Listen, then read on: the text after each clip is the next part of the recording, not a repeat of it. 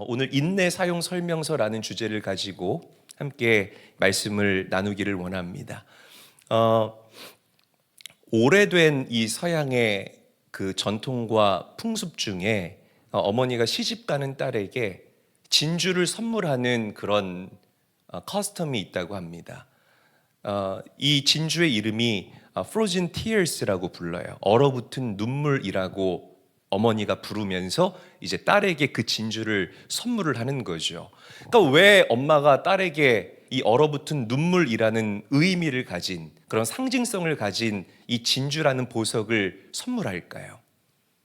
아마 이런 의미가 아닐까 생각합니다. 딸아, 너가 지금은 굉장한 환상을 가지고 저 남자와 결혼을 하지만 결혼은 그런 판타지가 아니다. 그런 패니시가 아니다.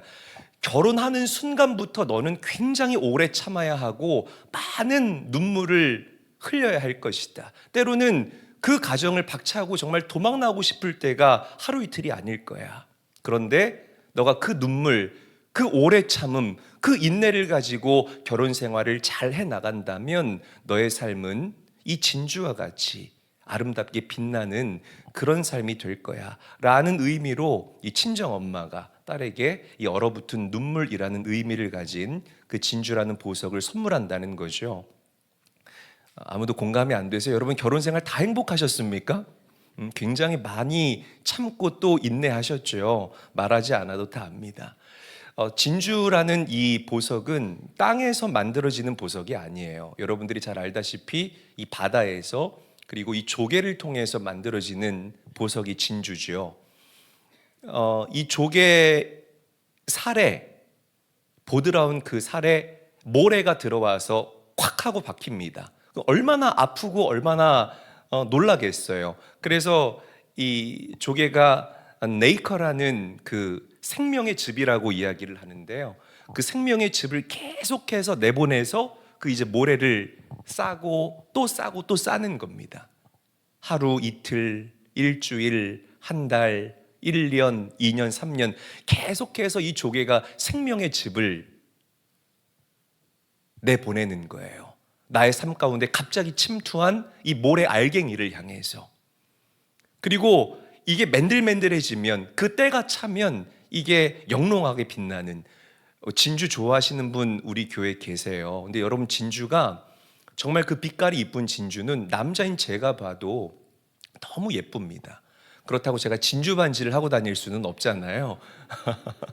너무 예뻐요. 정말 진주가 좋은 진주는 그렇게 아주 영롱한 진주가 이렇게 탄생이 된다라는 거죠. 우리 인생 가운데에 이런 모래가 갑자기 끼어들어올 때가 있습니다. 그래서 여러분들이 그 보드라운 살갗에 그 갑자기 끼어들어온 모래가 박힐 수가 있어요. 어떤 걸 생각하면 되냐면 눈 아래 이렇게 티가 탁 들어갔을 때 여러분 굉장히 깜짝 놀라잖아요. 하면서 막 눈에 눈물이 줄줄줄줄 나지 않습니까? 그런 이미지를 생각하시면 아마 이 이미지가 조금 더 이해하기 쉬울 거라고 생각이 돼요. 이 우리 삶 가운데 갑자기 끼어들어오는, 그래서 여러분들을 다치게 하고 상하게 하는 이 모래를 우리가 뭐라고 부르냐면 고난이라고 부릅니다. 여러분, 고난은 예고 없이 항상 우리를 찾아옵니다. 그리고 그뿐만이 아니라 마지막 때를 우리가 살아갈 때에 말씀대로 살기 위해서 애쓰고, 그리고 이 믿음의 정절을 지키기 위해서 수고하고, 그렇게 살다 보면 많은 핍박과 환난들이 여러분들의 인생의 문을 녹할 때가 있다라는 거죠. 그런데 이 고난을 잘 참고 인내하면 여러분들의 믿음과 여러분들의 삶은 완성된 그 진주알처럼 아름답게 빛나는 믿음과 인생이 될 줄로 믿으시기를 바랍니다. 근데 문제가 뭐예요? 인내가 어려워요? 너무 어렵죠. 쉽지 않다라는 거죠. 이 세상에서 이 가장 어려운 일 5가지가 있대요. 5위가 뭔 줄 아십니까? 엄마 설득하기. 그리고 4등이 퇴직한 남편 존중하기. 고개 끄덕이시는 분들 큰일 날 분들이에요. 자, 3위가 뭐냐면 남의 돈 내 주머니에 넣기가 가장 힘들고, 2위가 뭐냐면 내 생각 남의 머리에 집어넣기. 그리고 1위가 뭔 줄 아십니까? 화날 때 참기. 그러니까 1위, 그러니까 화가 날 때 참는 게 그만큼 어렵고 힘들다라는 거죠. 탈무드에 나오는 얘기인데 이 아브라함 얘기입니다. 아브라함이 어느 날 집에 이렇게 머물고 있는데 날이 그날 굉장히 더웠대요. 그런데 한 나그네가 땀을 뻘뻘 흘리면서 이 아브라함의 집을 지나가고 있었다고 합니다. 아브라함이 보니까 너무 가엾고 딱해서 당신 우리 집으로 좀 들어와라. 그리고 이 아내 사라에게 부탁을 해서 빵과 우유를, 시원한 우유를 대접을 했다는 거죠. 이 나그네가 막 그 빵과 우유를 맛있게 먹고 있는데, 나그네는 믿음의 아버지잖아요.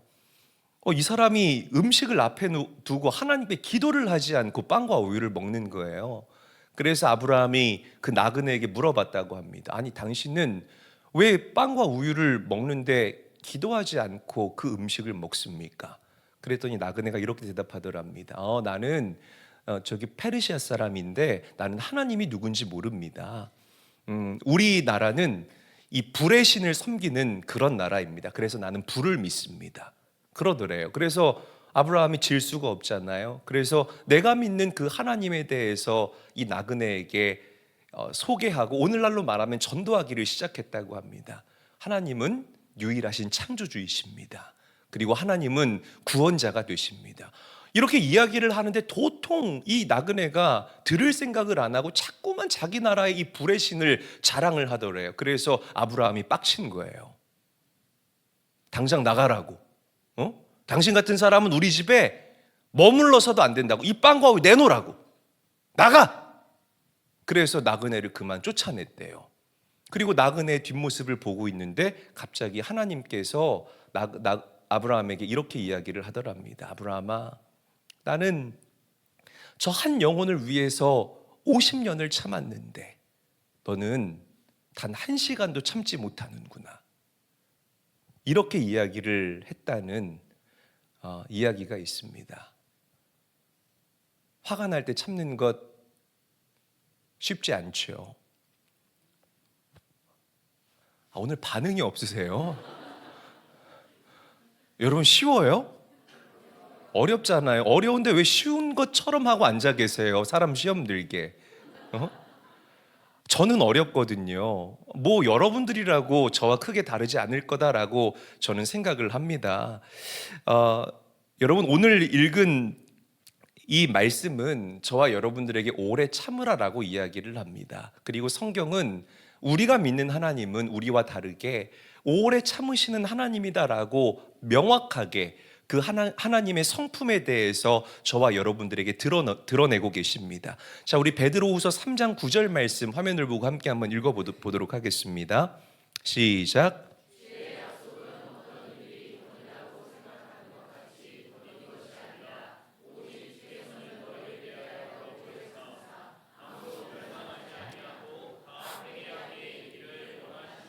자, 보세요.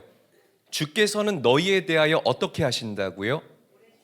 오래 참으신다라고 성경은 우리를 향하신 그 하나님의 마음과 성품을 명확하게 이야기를 하고 있습니다. 성령의 9가지 열매 가운데 인내라는 그 열매가 있잖아요. 그러니까 여러분들이 진짜 믿는 사람들이라면, 이 안에 성령 하나님을 담고 살아가는 사람들이라면, 우리 믿는 사람들 삶 가운데에는 인내라는 하나님을 닮은 그 성품이 반드시 묻어나게 돼 있다라는 것을 성경은 저와 여러분들에게 이야기합니다. 오늘 저와 여러분들이 읽은 이 야고보서도 뭐 참으라, 인내하라라는 말을 계속해서 매 절마다 반복을 해요. 그리고 야고보 사도는 저와 여러분들에게 뭐라고 도전하느냐? 길이 참으라라고 이야기를 합니다. 길이 참으라. 길이 참으라라는 이 말은 끝까지 참으라라는 그런 의미를 가지고 있어요. 조금 참다가 나의 그 인내의 임계점을 지나면 왁 하고 쏟아내는 그런 정도의 유한한 인내가 아니라 끝까지 참으라. 언제까지요? 주의 강림까지 참으라라고 이야기를 합니다. 한번 저를 따라합니다. 주께서 강림하시기까지. 다시 한번 따라합니다. 주께서 강림하시기까지. 여러분, 주의 강림이 무슨 의미인가요? 이 세상의 종말, 그리고 예수님께서 다시 오시는 그날을 바로 주의 강림이라고 우리가 표현하잖아요. 그러니까 예수님께서 다시 오시는 그날까지 우리 제일교회 모든 성도들은 인내하고 또 인내하고 인내할 수 있어야 된다라는 겁니다. 아멘. 여러분, 이 현대 신학의 가장 큰 약점 가운데 하나가 무엇이냐면 이 예수 그리스도의 재림, 다시 오실 그 예수 그리스도에 대한 이 종말론적인 신앙을 메인 팀으로 이야기하지 않는다는 거예요. 이게 저는 문제라고 생각합니다. 이게 정말 메인 테마 중의 테마이고 가장 중요한 우리 기독교 신앙의 본질임에도 불구하고 이것을 성경의 제일 끝에다가 가져다가 놔요. 그리고 마치 이건 성경의 주요 내용이 아니고 성경의 이런 사이드 팀 정도, 그냥 그냥 별책 부록 정도의 느낌으로 우리 성도들에게 가르칩니다. 그러니까요, 함부로 죄를 짓고 살아가는 거예요. 그러니까 내일이 영원한 것처럼 생각하고 그렇게 느슨해져서 성도들이 살아가는 것이 아닐까라고 저는 생각을 합니다. 여러분, 이 초대교회 성도들은 주의 강림, 다시 오실 예수 그리스도, 마라나타, 예수님은 다시 오십니다라는 이 종말론적인 신앙을 메인 팀으로 놓고 살았습니다. 메인 교리, 핵심 가치로 여기며 살았다라는 거예요. 할렐루야. 여러분, 그들은요, 인사하다가 헤어지면서 마라나타라고 인사를 했어요. 마라나타가 무슨 뜻입니까? 예수님 다시 오십니다라는 뜻인 거예요. 여러분, 이 마라나타, 예수님은 반드시 다시 오십니다라는 이 종말론적인 신앙과 이 진리와 이 가치관은 그들의 그 신앙을 든든하게 지탱해주는 영적인 반석과도 같았다는 것입니다. 형제요, 자매요, 지금 우리가 목숨을 내걸고 신앙생활합니다. 우리가 내일 핍박을 당해서 죽을지도 모르는 그런 인생을 살아가고 있지만 예수님께서는 반드시 다시 오십니다. 주님께서 다시 오실 때 우리를 인정해 주실 것입니다. 우리를 칭찬해 주실 것입니다. 우리 눈에 흐르는 그 눈물을 닦아 주실 것입니다. 인내하십시오. 다시 오실 그 예수 그리스도를 기대하십시오. 이게 초대교회, 사도행전 그 초대교회 성도들이 가지고 있는 그들의 신앙관과 세계관과 믿음관이었다라는 거죠. 여러분, 오늘 교회는요, 하나님께서 주신 게 너무 많음에도 불구하고 그 하나님께 초점을 맞추지를 않아요. 내가 가지고 있는 것, 나에게 주신 것만 바라보면서 이걸 어떻게 써야 될까? 이걸 어떻게 사용해야 될까? For who? 누구를 위해서? 나를 위해서. 그러니까 이 사람들의 신앙이 느슨해지고요, 쫀쫀한 그런 신앙이 되지 않는다라는 것입니다. 주님께서 다시 온다라는 그런 이야기, 저는 내일 주님이 다시 오셔도 좋을 것 같아요. 여러분들 어떠십니까? 아멘.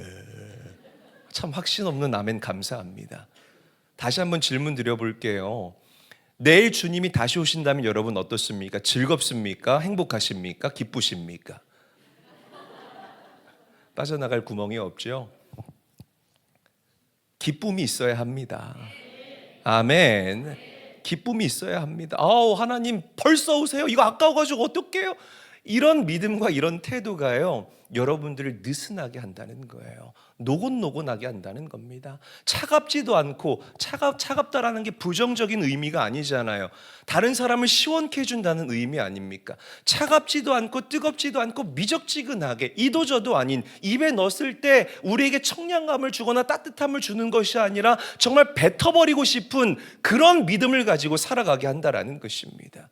여러분, 2000년 넘는 이 교회의 역사를 우리가 조명해 보았을 때에 교회가 다시 오실 그 예수 그리스도, 종말론적인 신앙을 가지고 예수님께 초점을 맞췄을 때 교회는 항상 건강했습니다.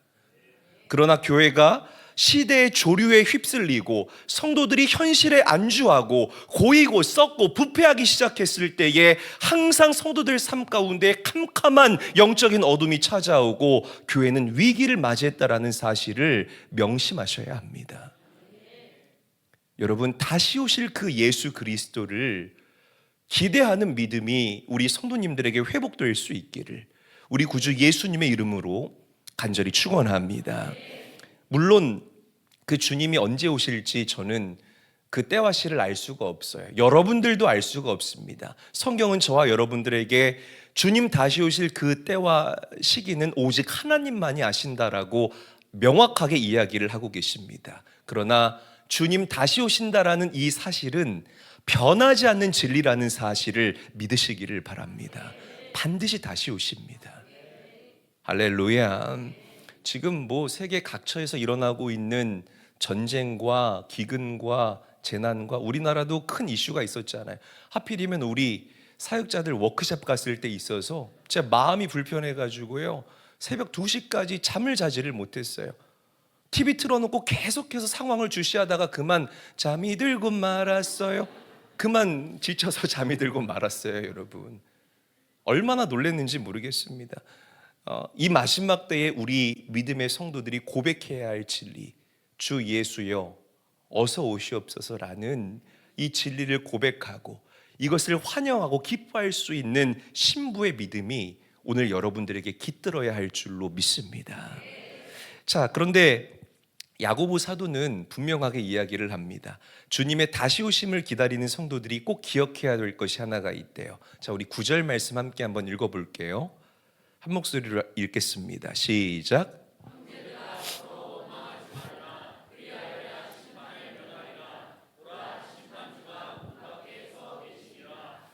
성도들이 서로 원망하고 다투는 이유가 무엇이냐면 심판주 되신 예수님께서 문 밖에 서서 기다린다라는 이 진리를 망각하며 살아가기 때문이다라고 야고보 사도는 우리에게 이야기를 하고 있다는 것입니다. 여러분, 우리가 진짜 주님께서 다시 오신다는, 그리고 그 때와 시기를 우리는 알 수 없다. 내일 주님 다시 오셔도 전혀 이상하지 않는 그런 시대를 우리가 살고 있다라는 이 진리를 진짜 믿는다면 우리는 서로 화목하며 이 땅을 살게 될 것입니다. 할렐루야. 생각해 보세요. 막 싸우다가 주님 오시면 어떡해요? 그래서 제가 예전에도 한번 그런 말씀 드린 적이 있잖아요. 주님이 오실 거면 주일날 오셨으면 좋겠다고. 그것도 막 말씀 증거할 때 오시면 하나님 저 잘하고 있죠? 그래도 이렇게 말할 어떤 면이라도 서지 않겠냐고. 참 오늘 여러분 표정들이 별로입니다. 저의 순수한 믿음의 고백인데요. 여러분, 그 주님이 언제 올지 모르기 때문에 우리는 항상 화목하며 용서하며 사랑하며, 그리고 오늘 말씀의 제목처럼 인내하며 이 땅을 살아가야 할 줄로 믿습니다. 서로 화목하며 살아가게 되시길 주님의 이름으로 간절히 축원합니다. 우리 옆 사람과 인사하죠. 주님이 문 밖에 서 계십니다. 우리 화목하며 인내하며 살아갑시다.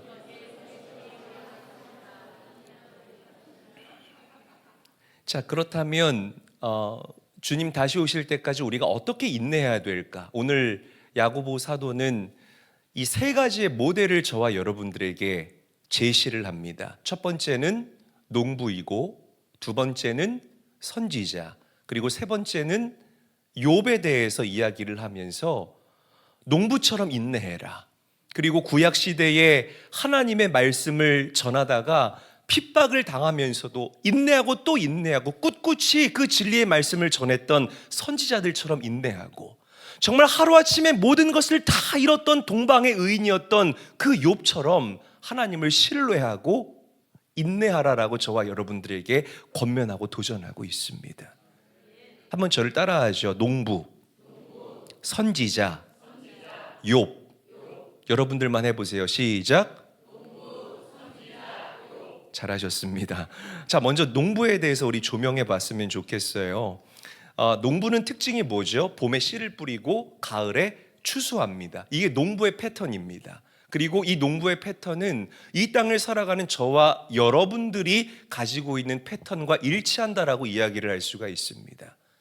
농부처럼 인내하는, 무엇을 바라보고 내가 거두어들일 영적인 열매를 바라보고 인내하고자 하는 그 인내가 우리 믿음의 사람들에게 필요하다라고 성경은 이야기하고 있다는 겁니다. 자, 우리 7절 말씀 저와 함께 한번 읽어볼게요. 한 목소리로 읽습니다. 시작. 그러므로 형제들아, 주께서 강림하시기까지 길이 참으라. 보라, 농부가 땅에서 나는 귀한 열매를 바라고 길이 참아 이른 비와 늦은 비를 기다리나니. 제가 저기에 어디 빨갛게 칠해놨죠? 이른 비와 늦은 비라는 이 단어에 제가 강조를 해두지 않았습니까? 농부는 반드시 필연적으로 이른 비와 늦은 비를 기다려야만 합니다. 당시에 유다에서, 그 유대 땅에서 씨를 뿌렸던 이 농부에게 찾아오는 이른 비는 10월 달에서 11월 달에 오는 비가 유다 땅에서 농사 짓는 농부들에게 찾아오는 이 이른 비였어요. 그때 비가 와서 땅이 정돈되고, 그리고 땅에 이렇게 있는 이 영양분들이 서로 잘 믹스가 돼야만 이 농부가 씨를 뿌릴 수가 있습니다. 그리고 이 농부에게 찾아오는 늦은 비는 4월, 5월 달에 찾아오는 비예요. 반드시 그 기간에 비가 와야만 또 이 작물들이 땅에 있는 모든 약물들을 쭉쭉 빨아들이면서 이제 열매 맺을 준비를 한다라는 거죠. 농부가 열심히 일을 해요.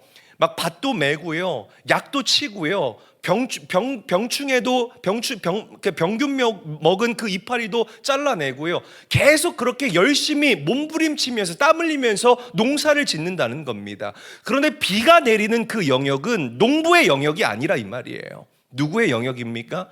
하나님의 영역입니다. 농부가 아무리 몸부림을 쳐도요, 비가 내리지 않으면 그 농사는 망하게 되는 거예요. 그래서 농부는 열심히 수고로 일하고 기다립니다. 언제까지? 이른 비와 늦은 비가 내릴 때까지. 여러분, 여러분들에게도 이런 태도와 자세가 있어야 됩니다. 우리가 주일을 열심히 해야 돼요. 나의 열심을 내어야 합니다. 그 나의 열심을 성경은 통전적으로 하나의 그림으로 우리에게 이야기를 합니다. 우리는 가지예요. 믿으시면 아멘 합시다. 우리가 포도나무가 아닙니다. 포도나무는 오직 예수 그리스도라는 사실을 믿으시기를 바랍니다. 그 포도나무 되신, 우리 인생의 메인이 되신 그 예수님께서 떨어지지 않기 위해서 우리가 몸부림치고 애쓰고 수고로 일을 해야 되는 겁니다. 하나님을 기쁘시게 하기 위해서, 하나님의 영광을 드러내기 위해서. 그리고 나머지 열매의 영역은 우리가 기다려야 되는 거예요. 그 영역은 하나님의 영역이기 때문이라는 것입니다. 여러분, 농부가요 이렇게 기다리잖아요. 농부도 그 양질의 곡식들을 수확하기 위해서 그 비가 오기를 기다리고 또 기다리는데, 영적인 열매를 거두어야 하는 우리 믿음의 사람들, 우리 제일교회 성도들은 얼마나 인내하고 또 인내해야 되겠습니까? 할렐루야. 저는 아까 유 집사님 간증했지만 비단 집사님의 인생뿐만이 아니라 여러분들 모두의 인생이 사람들에게 감동을 줄 수 있는 간증거리가 가득한, 히스토리가 가득한, 하나님께서 일하신 그 일하심이 가득한 그런 인생들이 될 수 있기를 주님의 이름으로 간절히 축원합니다. 인내 없이 열매 얻을 수 없습니다. 이 철학적인 용어인데 예전에도 제가 한번 설명드렸던 적이 있었던 것 같아요. 이 인간이 경작하는 이 경작 시스템에는 헬라적인 방식이고 히브리적인 방식이 있습니다.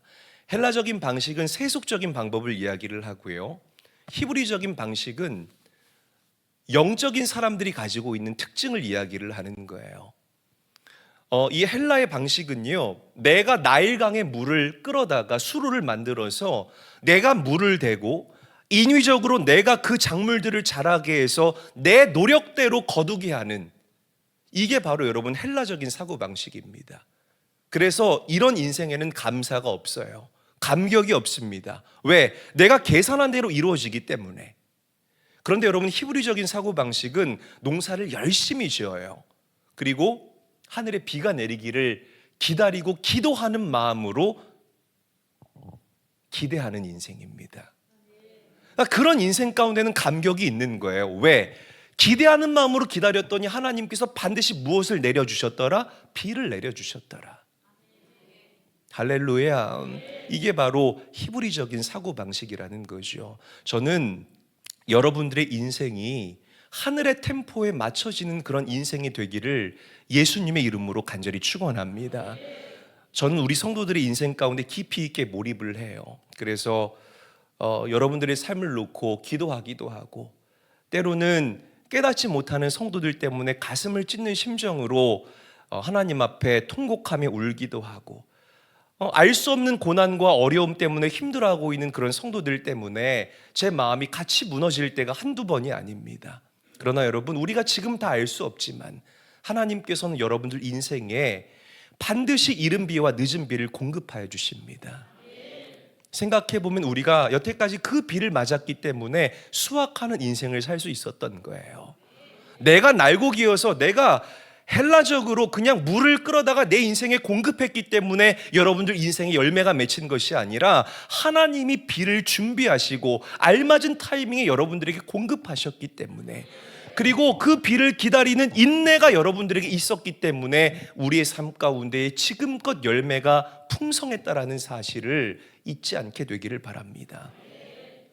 인내하십시오. 할렐루야. 인내하십시오. 인내가 여러분들의 성품이 될 수 있기를 주님의 이름으로 간절히 축원합니다.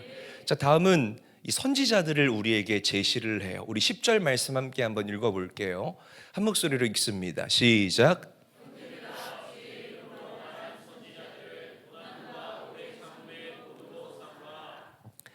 주의 이름으로 말한 선지자들, 제가 아까도 이야기를 했지만 이 구약의 선지자들을 이야기를 합니다. 뭐 엘리야나 이사야나 뭐 예레미야나 아니면 아모스 같은 그런 선지자들을 이야기를 해요.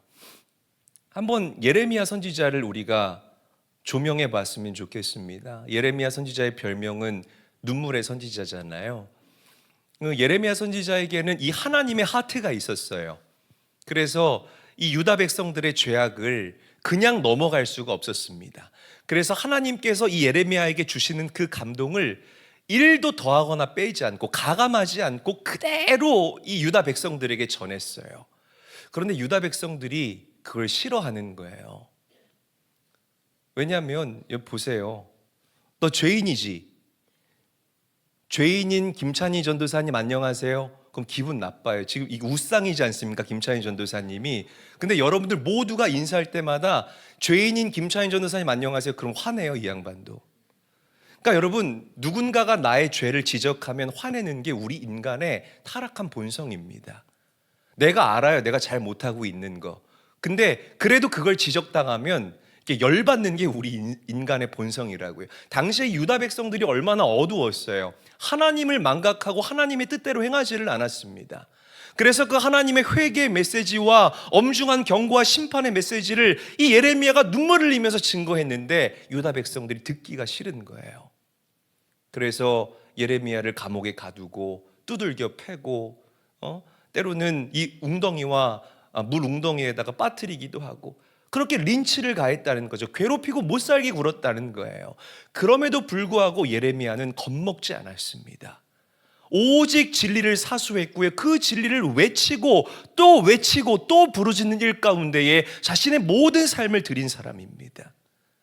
여러분, 하나님께서는 이런 예레미야를 귀하게 여기신 줄로 믿습니다.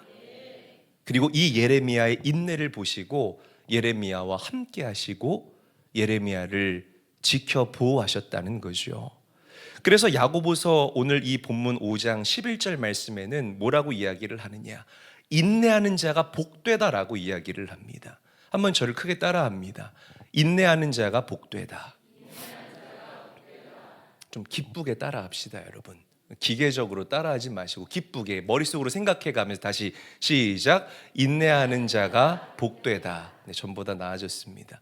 오늘 이렇게 식사 못 하시고 오셨나 봐요. 표정들이 많이 이렇게 조금 침울해 계세요. 여러분, 기쁜 마음으로 예배 드리시기를 바랍니다. 우리가 매주일 팔복을 나누고 있죠. 우리가 아직 다루지는 않았지만 이 팔복에서도 인내에 대해서 저와 여러분들에게 이야기를 합니다. 의를 위하여 박해를 받는 자는 복이 있나니 천국이 그들의 것임이라. 아멘. 여러분, 진리를 외치는 자들은요, 어떤 시대를 살든지 간에 박해를 받아요. 왜? 이 성도라고 다 똑같은 성도가 아닙니다. 제가 늘 말씀드리지만 교회라고 다 똑같은 교회가 아니고 목사라고 다 똑같은 목사가 아니고요. 성도들도 마찬가지입니다. 성도라고 다 똑같은 하나님께서 기뻐하시는 성도들이 아니라는 거죠. 예수님을 따라가는 성도가 있는가 반면에 예수님을 따라가는 외형은 가지고 있지만 이 마음의 중심은 세상을 따라가는 성도들이 반드시 존재합니다. 그리고 이 마지막 때의 그 수가 점점 늘어나고 있다는 것이 이 마지막 때의 비극이기도 합니다. 여러분, 세상을 따라가는 성도가 많으면 많을수록 진리를 외치는 자들은 고생을 하고 애를 먹습니다. 왜? 그들의 마음이 상하기 때문에 그래요. 반드시 그렇게 됩니다. 그러나 우리가 인내하면서 진리를 끝까지 사수하고 외쳐야 하는 그 이유가 무엇입니까? 세상을 따라가는 사람들보다 우리가 복된 이유는, 진리를 외치는 자, 이 선지자의 영성을 가지고 외치는 자들이 복되는 이유는 그들이 천국을 유업으로 받기 때문이기 때문이에요. 여러분, 진리를 사수하는 여러분들에게 하나님께서 천국을 선물로 주심을 믿습니다. 이 진리가 여러분들 인생에 큰 위로가 될 수 있기를 주님의 이름으로 간절히 축원합니다. 자, 마지막 야고보는 하나님을 끝까지 신뢰하고 인내했던 욥을 예를 들어서 이야기를 해요. 자, 11절 말씀도 읽어볼게요. 의미를 생각하면서 또박또박 읽습니다. 시작.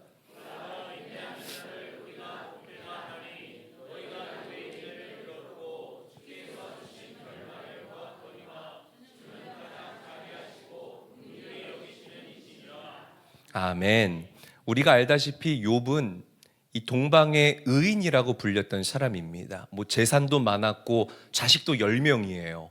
와, 생각을 해보세요. 자식이 10명이면 집안이 얼마나 바글바글 하겠어요. 그러니까 안 먹어도 보기만 하면 그냥 배부른, 그러니까 부족함이 1도 없는 상태가 바로 욥의 인생이었다는 거죠. 그런데 욥이 하루아침에 모든 것을 다 잃어버립니다. 자식 10명이 다 죽고 재산도 다 잃어버리고 그 많던 짐승과 가축들도 다 잃어버리고 심지어 긁지 않으면 살아갈 수 없는 이 질병이 욥의 삶 가운데 찾아오게 돼요. 가족들 잃었죠. 재산 잃었죠. 내가 소중히 여기던 그 모든 것을 하루아침에 다 잃어버렸어요.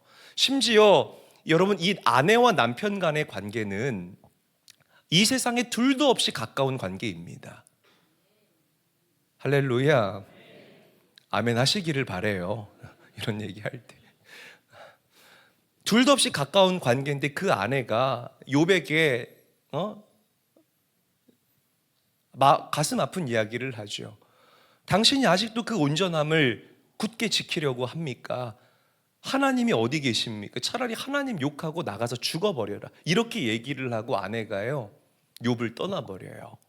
친구들이 있었거든요. 욥의 친구들이 욥을 찾아와요. 위로한답시고 자꾸만 욥에게 가스라이팅을 하는 거예요. 야, 너가 죄가 있어서 그럴 거야.